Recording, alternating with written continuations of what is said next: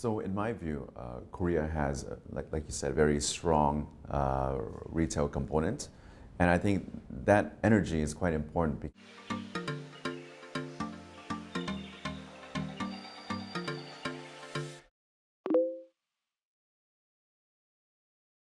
It's very easy for one or two companies to say they want to do something, but if there's energy within, the retail market, within normal people living everyday lives, that they want to see this technology being adopted, then I think regulators and large companies and institutions will work hard to kind of see that.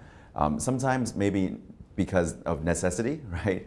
For businesses, it might be because they need to cater to the market. If this is what the market wants, they want to be able to deliver that value so that they can continue to make profit and exist as a company. Maybe for governments and regulations, they have to, take care of like the normal people, but also the big companies as well, right?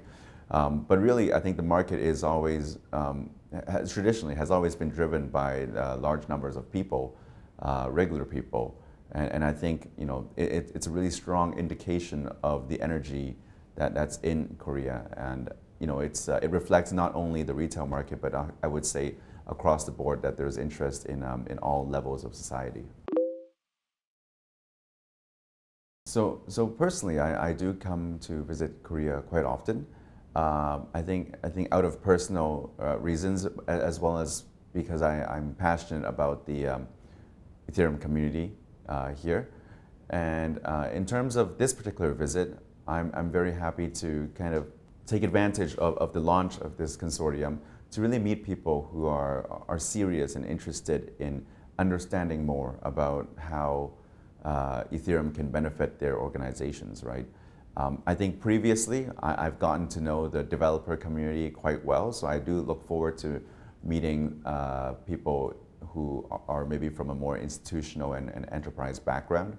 I think that there's a lot of education and also interesting ideas that can be exchanged between the consortium and these large institutions, and I would like to witness that and of course support in a Where I see Korea is that it is, like I said, it is the strongest retail market in the region, I would say. But of course, there is also differences, right, between the different countries.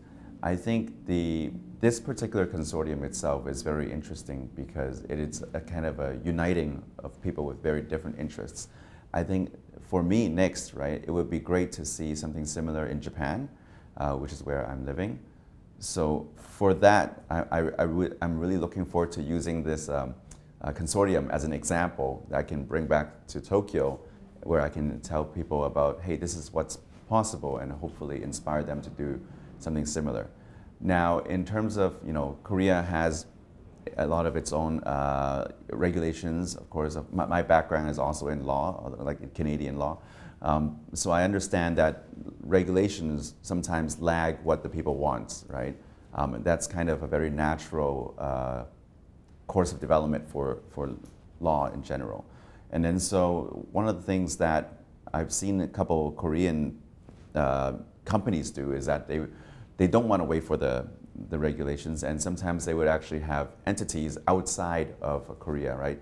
Maybe an entity in Hong Kong or in Singapore, where they're able to access maybe a little bit more of this kind of sandboxed or like forward-moving type of regulation to build that expertise. And then when the regulators and the legislation comes into play here in Korea, then they're ready to execute. And so I've seen that there's quite a lot of people, and not just for Korea as well, I would say like for Japan, a lot of those companies have entities in Hong Kong and Singapore for very similar reasons. In terms of not being slow, I think having that dialogue is really important. So I know that there are several events where some of the regulators come out and speak to people. And I've seen this in other countries too, where there are roundtables where half of the people are regulators and the other half are like the companies that are building the technology, right? And sometimes it's interesting to see those roundtables because you realize that they've never met before sometimes, and there's like kind of tension and conflicting ideas. But I think we need more of that dialogue between the builders and the government, right? Because I think there's very different perspectives that both sides don't really understand each other.